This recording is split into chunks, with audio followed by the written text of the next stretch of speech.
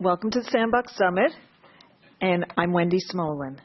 Before we start, Claire and I want to thank a lot of people, but we'll skip the Academy Awards. And first, we do want to thank, though, Scott, the MIT Education Arcade, Comparative Media Studies, and our Sandbox Sandcastle sponsor, VTech, our Playdate sponsors, Frog Design, TIA, the Eric Carle Museum of Picture Book Art, and 360 Public Relations, and our media sponsors, Technosource, Women in Children's Media, and YPulse.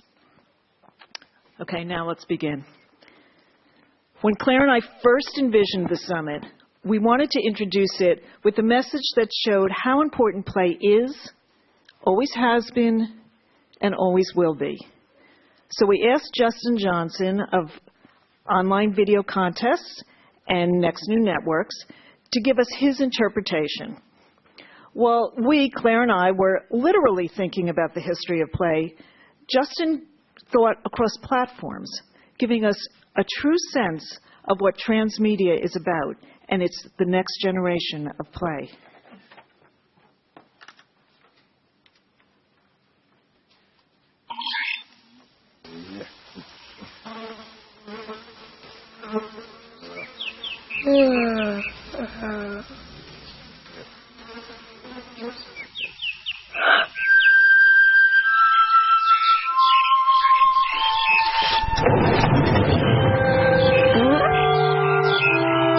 Eddie.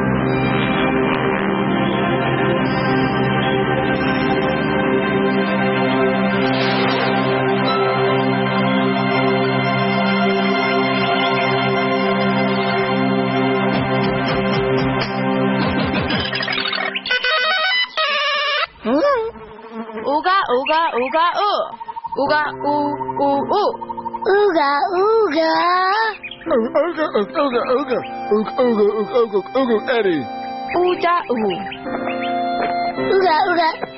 ooga.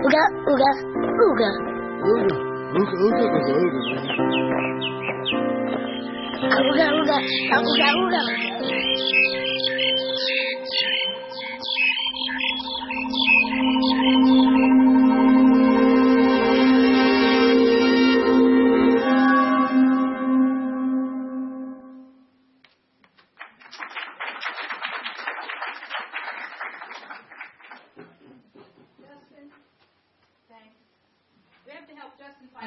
Pizza in Boston. Because he really likes pizza. I really like it a lot. So anybody who can help Justin with a recommendation for pizza in Boston or Cambridge, please see Justin afterwards. So sorry, man. Good morning and welcome to the Sandbox Summit. We're really glad. Oh my. I must have taller shoes on today. We're really glad you could be with us this morning. For those of you who aren't at MIT on a regular basis, either teaching or studying, don't you just feel smarter being in this room? I do. Our agenda today is overflowing with innovative thinkers and doers. The stellar roster of speakers and panelists and workshop leaders is, in our humble opinions, unprecedented.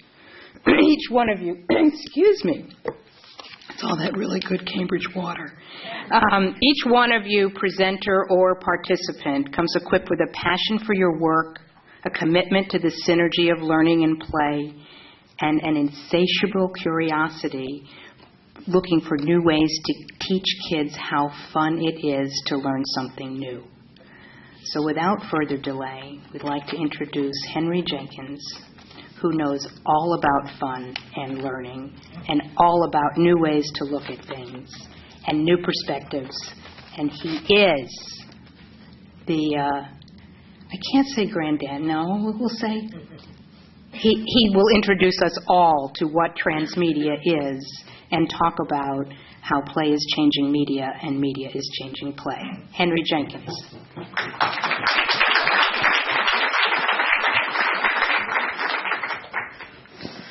Well, good morning.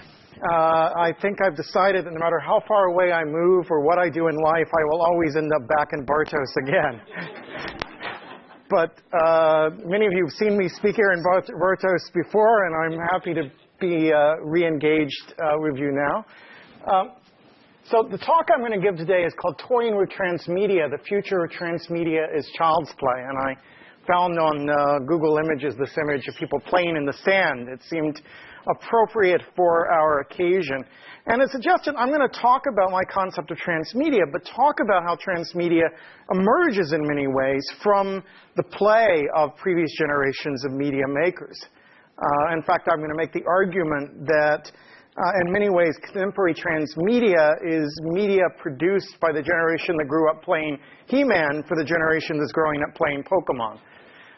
In the sense that those two franchises embody particular properties of media and the ways we play with or fantasize about media that I think exert a powerful impact on the kinds of stories we tell, the kinds of culture we create. Because for me, play is about creativity. It's about innovation and experimentation. It's about a sense of discovery. And that's really what I want to carry through with this. Now, transmedia is a word that's very much in the news right now. Indeed, this is one of many announcements of the Producers Guild of America recently created a whole new job classification called transmedia producers, which is really partially the effort of Jeff Gomez of Starlight Runner, who really lobbied aggressively in the industry for that level of recognition. And there, the definition is any story that's told across at least three media that have at least three major storylines. So that's his definition. We'll get a more elaborate one as we go forward, but the key idea is telling a story across media. Telling a story, I would say, in an integrated way across media. Now, so here's my definition. Transmedia storytelling represents a process where integral elements of a fiction get dispersed systematically across multiple delivery channels. I don't say at least three. I think you could do it well with two, but that's close enough, for the purpose of creating a unified and coordinated entertainment experience. Ideally, each medium makes its own unique contribution to the unfolding of the story. So the idea for me of a unique contribution partially separates out what we're calling transmedia from traditional kinds of adaptation or marketing, which were, in fact, historically, there's a great deal of redundancy in each of those media segments. There's only one central text. So just to clarify, this is an example of transmedia storytelling. The Dark Lord, The Rise of Darth Vader, it takes the character of Darth Vader out of the Star Wars films and integrates him into a book form. This Star Wars breakfast cereal probably is not transmedia, right? In fact, arguably, the fact that the stormtroopers are made out of marshmallows probably contradicts a great deal of the continuity of the Star Wars universe. But it is transmedia branding. It's suggesting that branding alongside play, alongside performance, alongside style and fashion, or other kinds of transmedia logics that we have to talk about and factor in. And those can be overlapping categories. One can be branding and tell a story. I don't happen to think the Star Wars breakfast cereal does that, but we could imagine a breakfast cereal, perhaps, that added something vital to the experience of the story. Popeye Spinach, for example, might be seen as allowing us to embody and take in something and have a fantasy life around spinach and Popeye that would be, in fact, part of the story. Now, this is the interesting limit case, the action figure, right? Because I want to argue throughout this talk that action figures have been a key element in paving the way for transmedia storytelling by putting an authoring tool in the hands of the player. That is, by having something that embodies and represents part of the story, it says, here are the characters, what are you going to do with them? And that invitation is one that I think has been taken up by the current generation of people, like my son, who's now 29, who grew up with these action figures and have a very different relationship to media than I think the previous generations necessarily had. All right, another key distinction. Hamlet, this version of Mel Gibson's version of Hamlet, is an adaptation. We've basically taken Shakespeare's play, we've adapted to another medium, no one's changed anything radical about the storyline. Obviously, adaptation has some degree of interpretation and different meanings come out, but essentially it's the same story in a different medium. Whereas Rosencrantz and Guildenstern are dead, take secondary characters out of Hamlet, expands the world from their point of view, and arguably adds another text, maybe not, since they're both in theater, maybe not transmedia text, but adds another text to the experience of the story of Hamlet. And so this is an extension. Hamlet itself is an adaptation. All right, so let me pull this into the world of play for us. This is an article that my son and I both spotted in IO9 a couple of weeks ago. And IO9 is a really good blog on all things geeky, science fiction, comics, games, so forth. This one is the 10 most unfortunate masters of the universe toys. And my son, who's 29, a freelance writer in Seattle, and he and I are on the Skype to each other, just walking through them, and we remembered every one of these toys. I mean, here's some of the ones that I pulled out that I thought were particularly amazing toys. There's Mossman, who's covered with fuzz. There's Stinkor, who has a built-in smell, stinks up the toy room. Mosquitoer has blood pack that squirts through his body as he drains blood out of his victims. These were amazing toys, right? And my son remembered all of them, as did I. In fact, we had probably 8 of the 10 that they identified there at one time or another in our He-Man collection from when he was growing up. And so we can think about, why do we remember these toys so vividly? And one level is that they were really well-designed toys. They captured the imagination. They had distinctive properties that appealed to kids' sense of tactility and smell and, their gore instincts, whatever. Peggy Cherin, at the time this stuff was being produced here for Action and Children's Television, would say it's because the show itself was nothing more than a 30-minute commercial for the toys. And that was the critique that came out during that period of time, that this was the destruction of storytelling, that there would be no good stories that came out because it was all driven by toy manufacture and marketing. And there were other critics at the time who talked about the shortcake strategy as a way of evacuating story and replacing it with commodity in American television. But that doesn't account for the vivid role these characters still play in the imaginary life of my 29-year-old son, who has stories attached to all of these figures, who remembers them vividly. And some of those stories come from the television show, and some of them come from his own play. But they were part of a larger mythology. And this is not my son's collection. I found this one online. My son probably had 3 to 4 times the number of He-Man toys you're up there. We became obsessed as a family with collecting these things and playing. But he played with them endlessly. And it intrigues me that they get laid out. There's a whole genre of pictures on the web where adults have laid out their He-Man toys in displays, showing that they still held on to these characters, they still had a continuing life in their imagination. At the time this was going on, there was a show on called Max Headroom that had a character named Bryce, who in one episode referred to still having, in this near future science fiction story, still having a complete set of the original He-Man action figures. And that's a joke, became a joke in our family, as we still do have most of the toys Henry had in that set. Now, these are the action figures of my generation. These were called Sokies. Bubble Bath came in these. But there are still, I've been rebuying them on eBay myself, and they represented the fictional characters of my generation that I played with endlessly in my sandbox. In fact, growing up, that they allowed me to, again, borrow characters. What's striking is the same soap company, if we look at it, has, there's Bambi up there from Disney, there's Yogi Bear from Hanna-Barbera, there's Speedy Gonzales from Warner Brothers, all owned by the same soap company, right? So all of the major stories, animators were dumping their stuff into this one soap company to produce these toys. So it was not separate lines, it was all part of an integrated line, which changes, I think, the ways we think about it. Now, the idea that we play with the stories of our culture is not new. And in fact, if we go to these classic children's books like Tom Sawyer, Anne of Green Gables, Little Women, all of them depict kids at play in the 19th century. And all of them depict kids at play with stories of their culture. Maybe most vividly, you may remember Meg in Little Women plays out Pilgrim's Progress. That in Anne of Green Gables, there's a whole sequence around playing Lady in the Lake and King Arthur, and Tom Sawyer plays Robin Hood. Right? So in each of those, they're playing stories and narratives that had an enormous role in their culture. And we can place the action figure within that larger history of playing with the stories that matter, playing with the stories that are part of the mythology of your life.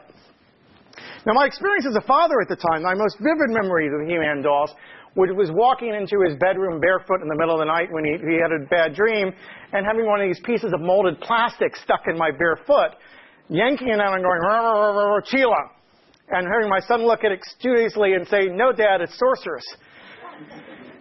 And the sense that he invested particularity with each of the artifacts attached to these dolls, that they came as figures, but they also came with objects, and these objects formed a complete set of a character. They were capacities for action, they were elements of a story, they fit together to form that mythology. I think is part of what we have to remember about action figures. And in turn, we can use the action figure to play out our fantasies, our imagination in the backyard, in the sandbox, in the playroom. They become avatars that we project ourselves into, but in projecting ourselves into it, we also typically, kids imitate different voices, they embody different personalities, they try on different roles. And so they play a really important role, I think, in kids' construction of their own identity. What we would call an adolescence identity play begins, I think, with personification and characterization around action figures. This I thought was beautiful. Some adult had painted this picture of his array of He-Man action figures. And it's nicely painted, a piece of fan art that captures, again, the memories he has of growing up with these toys. Now, if we go back to He-Man, He-Man as a system already points toward what we're calling transmedia. So here in the center here, we have the Filmation cartoon.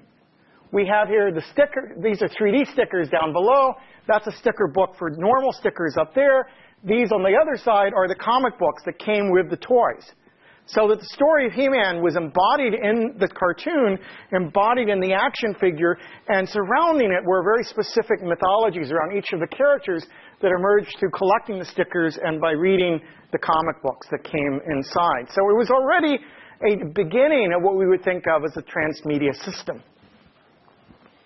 It also allows us, it also became part of the mythology of other rituals around childhood. So here we see some pictures I found on the web of kids dressed as He-Man for costume parties at Halloween. Or here, kids' birthday cakes designed with He-Man and She-Ra on it. So we take it and it becomes ours, it becomes part of our everyday life by being spread across these other channels. And whether we want to see the cake as transmedia branding or as transmedia storytelling, we'll have to decide. And minimally, it's transmedia style, and that the look and feel of these cakes reflects something of the aesthetic look and feel of He-Man. And in turn, kids embodied it in their creative life. This is a picture of a coloring book, but in fact, my son, like many kids, drew pictures, wrote stories, dramatized the story. He-Man, the mythology took on a life of its own and fed his creative processes in a variety of ways. Of course, He-Man is only part of a larger set of collectibles during that same period. So I found the site that collects the Planet of the Apes, the Star Trek, Doctor Who, my son's would have been World Wrestling Federation. But all of these sort of sets of toys came as both a completely contained world, and more interestingly, they're often stored like this, with different mythologies mixed and matched in the toy box together. And of course, kids would take those out and combine them to create new mythologies, to recast parts if they didn't have the right action figures. So that Pee-wee ends up playing a character in the He-Man Adventures or whatever. That sense of combining the characters across mythologies and also doing crossover stories, meet-up stories, match-up stories, so forth, become parts of how kids play with action figures. And I just brought in this, the Superman and the Masters of the Universe comic that suggests that it wasn't just kids who were combining the characters, that the culture of the time would cross over and combine mythologies. And there's something really fascinating that sparks fly for me when I see characters from two distinct worlds brought together to form a new mythology. Now, what we're discovering is that those kids have grown up and they're moving to the era of YouTube. They're, in fact, creating things out of their experience of these media. And I'm going to play this one first. Hopefully it'll come up.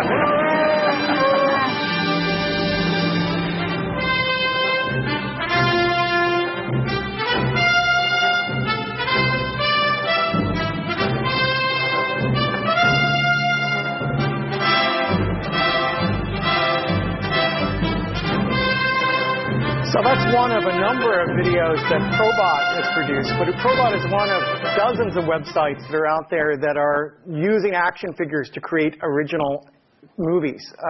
This one is a lovingly recreation of a specific moment from Indiana Jones. And I love that crossover moment with Chewbacca at the end because it does remind us of that experience of playing with crossovers among action figures. Here's another video that's a popular web series on YouTube. This one called The Skeletor Show, which puts us, again, in the world of He-Man. Yo, what's up? Want to see something funny? Yeah, of course I want to see something funny. Show me something funny. All right, watch this.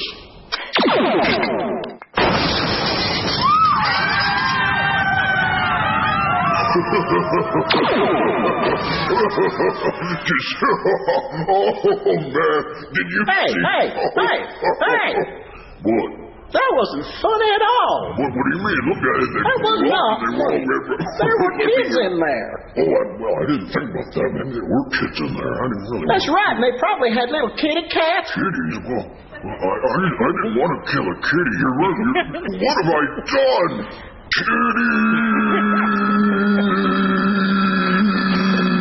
I'm just kidding. That was hilarious. They blowed up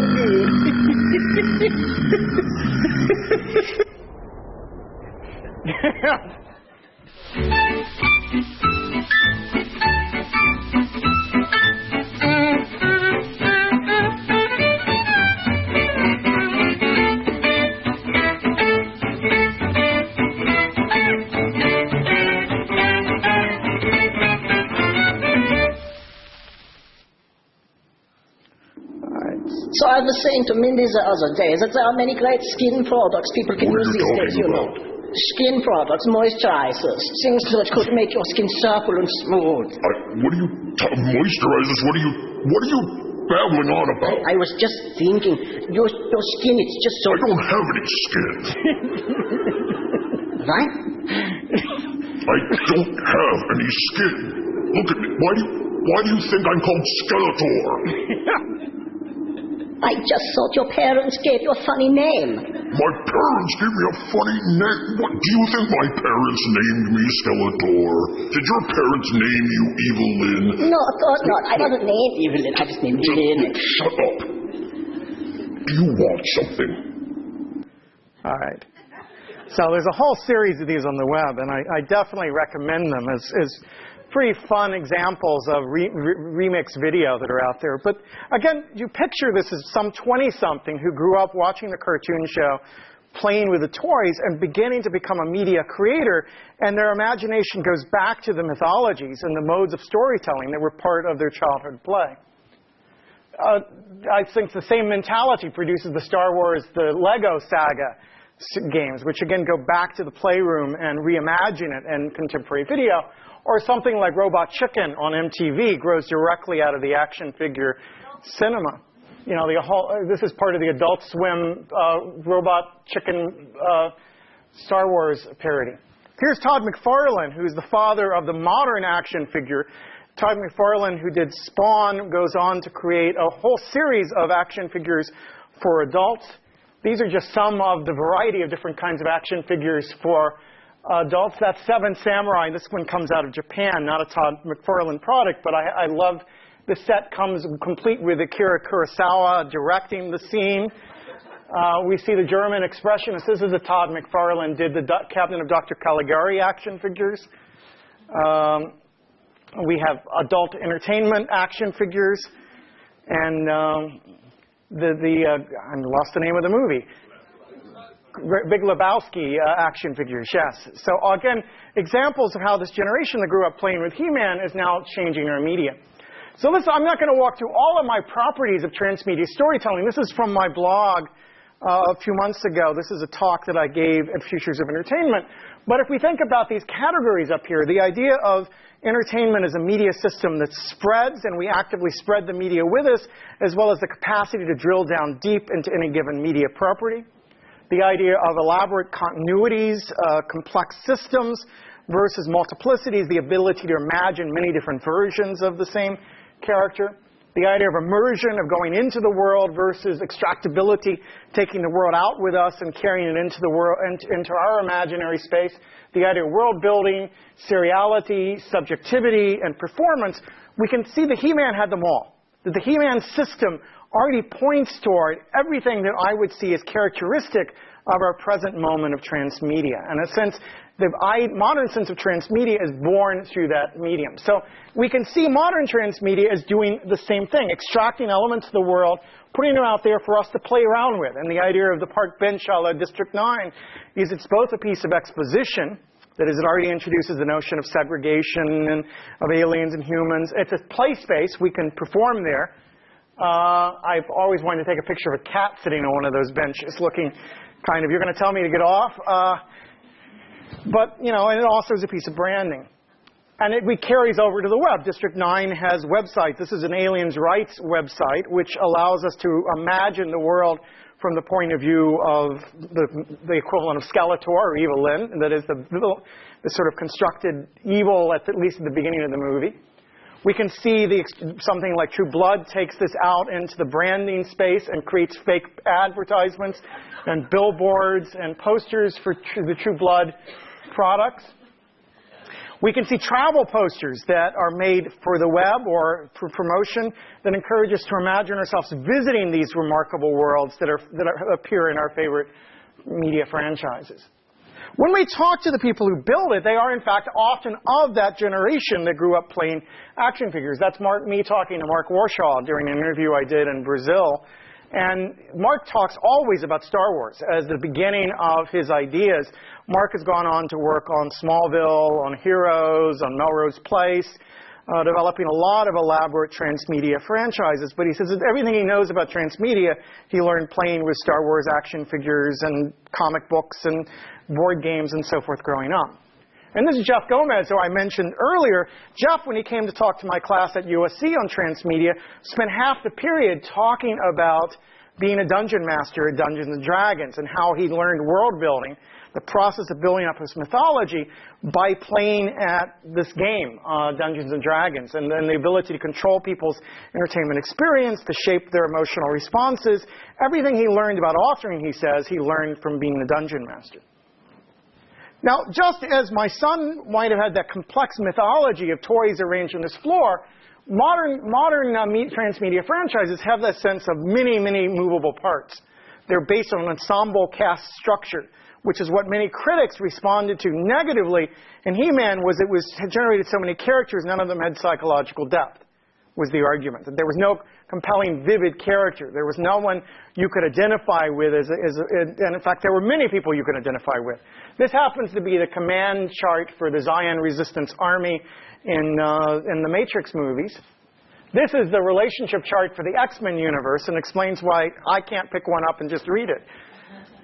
Right? Just by way of comparison, that's the families from War and Peace.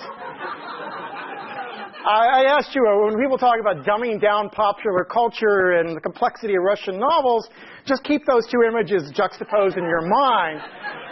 And you realize that, in fact, pop culture demands more of us and our children than most of the classics ever did. And that it was time that we're, so here's Pokemon. I mentioned Pokemon earlier.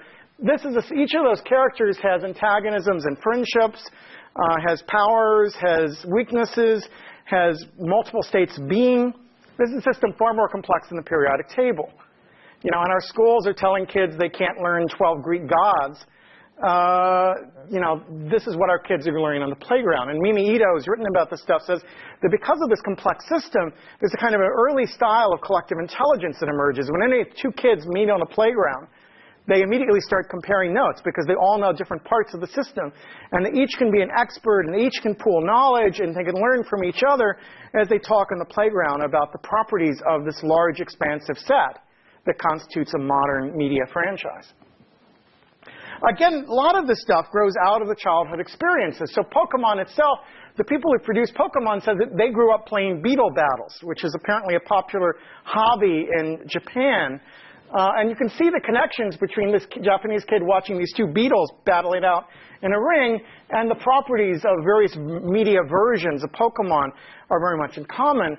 Here's Shigeru Miyamoto, the great game designer, who says his idea of Super Mario Brothers came out of spelunking, out of being a caver as a kid, and exploring spaces that he didn't know where they were going to end up, secret passageways, and so forth. This fed into his design of the Super Mario Brothers games. So just as the Americans grew up playing He-Man, the Japanese grew up with these other pastimes, and it gets embodied in the kind of media they produce, the kind of stories they tell, and the kind of entertainment experience they pass on to the next generation.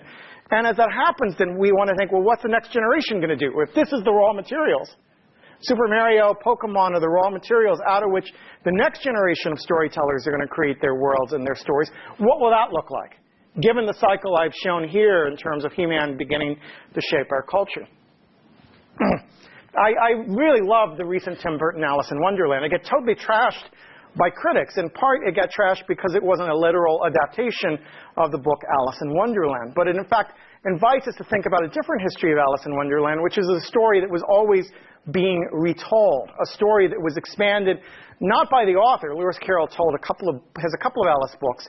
But this book, Alternative Alice's Visions and Revisions of Lewis Carroll's Alice books, captures 20-something out of more than 200 original novels published set in the world of Alice in Wonderland in the first 20 years after Lewis Carroll published his book.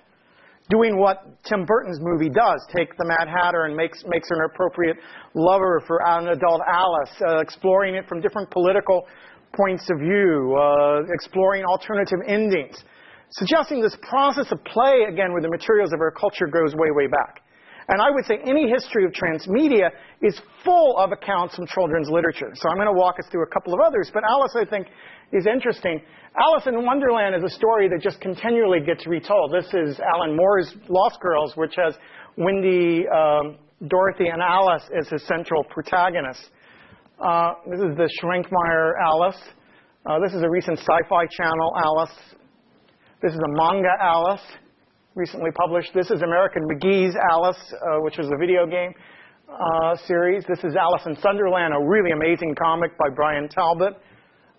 Matt Hatter H, or the Looking Glass Wars. Looking Glass Wars are books. Hatter H's comics that tell a different version of Alice in Wonderland, and so forth. So the story of Alice in Wonderland was continually available to be retold. And it's a beautiful illustration of what I call multiplicity, a kind of key principle of transmedia, which is that we can imagine the characters in different ways. That one way to extend the story is through continuity, telling the same story across multiple media channels and creating an integrated experience. The other is multiplicity, taking the same characters and giving us different looks at them as they're inserted into radically different stories. And you can get to both of those from the kind of bedroom sandbox play that I was talking about earlier.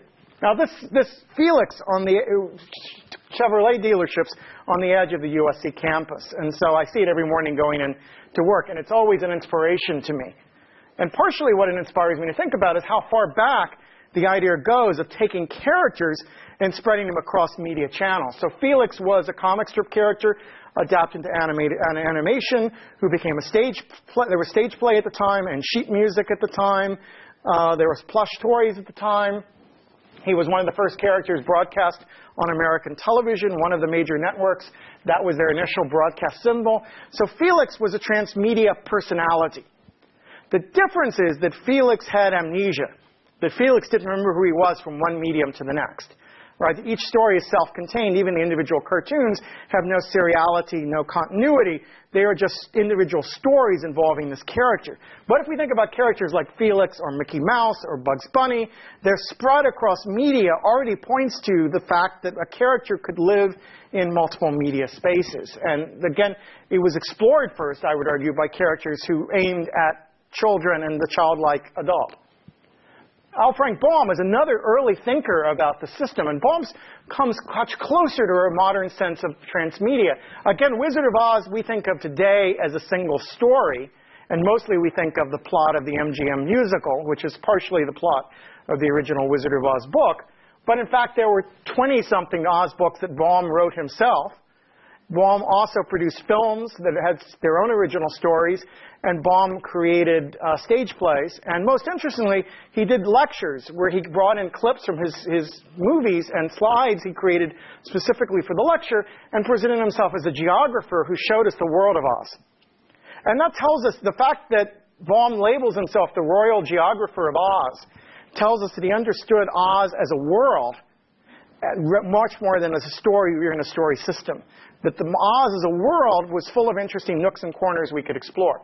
And this is one of the original Oz movies that Baum created himself.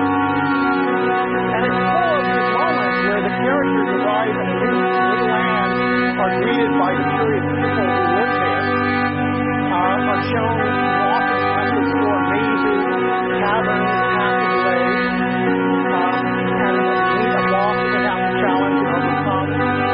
So these are very episodic, self-contained little snippets that come from the larger geography of the world of Oz as Baum imagined.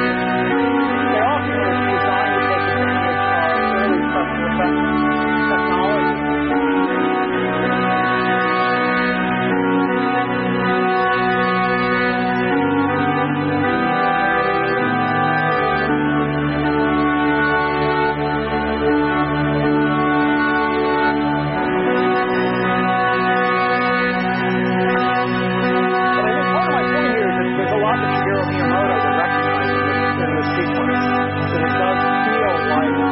Things that we encounter in a contemporary video game. As we go forward in our history of the ideas that build into modern transmedia, we'd also have to include J.R.R. Tolkien, who probably is not a children's writer, but is a fantasy writer. But his work, I think, grows out of a childlike imagination of how do we imagine the world. And one of the things that's important about him is he didn't just create the stories of The Hobbit and Lord of the Rings, but these elaborate mythologies, this encyclopedia and concordance of references. And so the notion of these transmedia stories as encyclopedic, as worlds that have much more complexity in them that can be told, can be substantiated in any single story, becomes part of what makes transmedia interesting.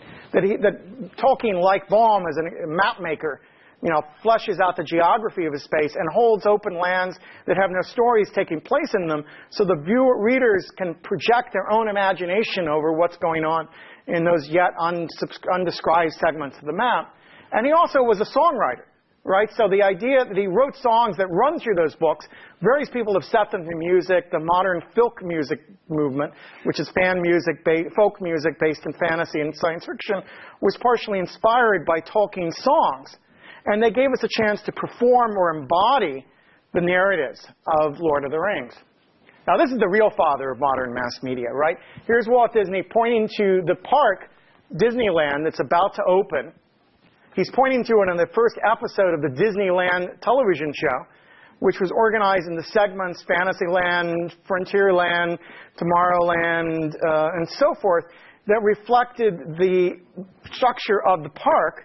And the individual attractions in the park are based on feature films that Disney Studio had produced over the last 20 or 30 years. So Disneyland itself is designed to be an interface into the films on the one hand and the television show on the other. And the television show, in turn, was designed to introduce the theme park. So there's an elaborate structure and model of how you guide readers' experiences through these different media that emerges from Disney's work. But the other thing that's striking about Disney, and it's so ubiquitous that we take it for granted today, is that Disney is mixing and matching the mythology. Look at this picture alongside the action figure pictures that I pointed to earlier. Disney imagines a world where these characters from rather different stories come together and becomes part of the Disney parade. That Disney is the guy who introduces and brings together the gang of characters from very different mythologies. And this becomes part of how Disney continues to market his properties down to the present day, that the princesses become one way of creating a set across mythology. These various other things, Disney on Ice combines characters from many different storylands. These all become Disney's characters in part by dissolving the separation between different stories and bringing them together in a combined play space, which we can engage with in creative ways. And Disney, in turn, as he produces games, does much the same. So there's a new Epic Disney game coming out that pits Mickey Mouse against Oswald the Rabbit, a vintage Disney character. And this is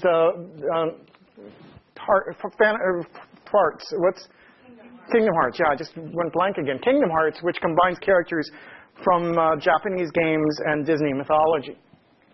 The final figure I want to point to in terms of this trajectory is this guy, George Lucas, who created a really rich mythology. Again, we said it informed Mark Warshaw and informed many people of that generation, and it was in part because he got most of his money from making the movies. He ceded the rights as director to the film revenue and took most of the money off these other ancillary products which have come out around Star Wars. And there now is an army of Star Wars stuff and a certain amount of unauthorized Star Wars material. This is the Star Wars strip club in L.A.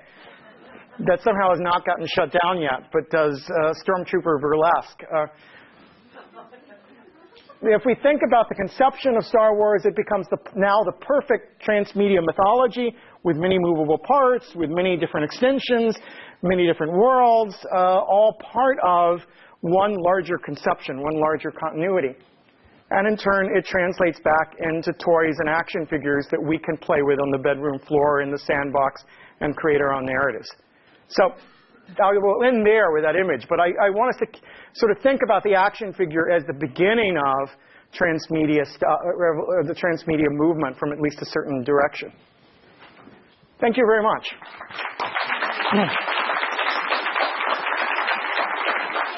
Now I'll take a couple of questions. I'm sort of almost out of time, and I don't know how you're too. Okay. Great. Questions? Yes.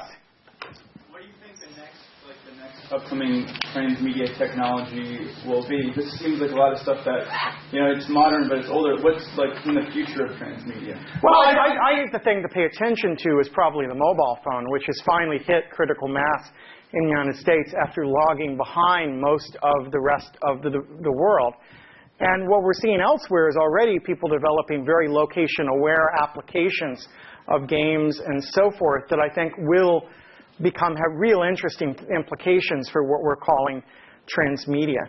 But ultimately, I don't see transmedia as a technical revolution, although there's certainly any new technology will be absorbed into it, as it is a cultural system. And I think in the near future, what we're going to see is better integration of transmedia experiences. Maybe something like the iPad represents one interesting opportunity to move transmedia back into something closer to multimedia, where you could have all of the media easily accessible, easily connected to each other, which will allow us to drill deeper while staying in one spot. Insofar as media flows into one device, then the potential for a multimedia experience that does what transmedia does becomes easier, and it will become more popular, more accessible to people as they feel it's easy to navigate between the scattered parts. The other shift, I think, is going to be in terms of what kinds of stories get told transmedia. So far, because I think it grew out of children's media into adult media, it still tends to be heavily governed by geeky genres like science fiction, fantasy, horror to some degree. We haven't yet seen historical fiction or melodrama or comedy that's very effectively used as transmedia. Some experiments in each space. But I think as that generation grows older and develops adult taste, you're going to see more diversity in terms of the genres represented and more different kinds of audiences served by transmedia experiences. And I think that's another direction forward. There's a lot more, I think, to decide. Is it going to be for niche audiences or the mainstream audiences? It's another question that I think transmedia is going to have to grapple with. And the eye to that is it about scattered pieces or is it about a unified experience? And I think we're going to see more and more discussions and experiments with that. Hi, I'm curious your take on the role of copyright law in all this, because I was really taken by your juxtapositions of both The Wizard of Oz and Alice in Wonderland, and finally Disney and Star Wars. And I mean, there's such a clear issue that's going to be coming up. I can't imagine someone's going to make another Star Wars movie without Lucas's blessing. And whereas we can go and reach back into history and make a great Greek mythology transmedia, but I mean, when's the next Harry Potter book going to be written? Yeah, I mean, what is Lawrence Lessig's line that Disney wants to make sure that no one can ever do to its products what it's done with the Brothers Grimm? I think there is something about the different copyright systems at play here. Alice in Wonderland, more than 200 unauthorized extensions in the first 20 years of its production, which Lewis Carroll did nothing to stop. That was taken as given in how copyright works, and the book Alternative Alices makes the case that it's because of that that Lewis Carroll's work became the most quoted work in the English language after Shakespeare and the Bible, both of which also were open text that could be freely quoted and deployed within the culture. Baum's a little different. He tended to create authorized extensions and to sanction the next generation, and then they're continually writing new Oz books down to the present day. Eric Showalter has just published a recent new book in the Wizard of Oz universe. There were certainly unauthorized versions of Oz, but probably much more authorized versions, just an expansive production capacity.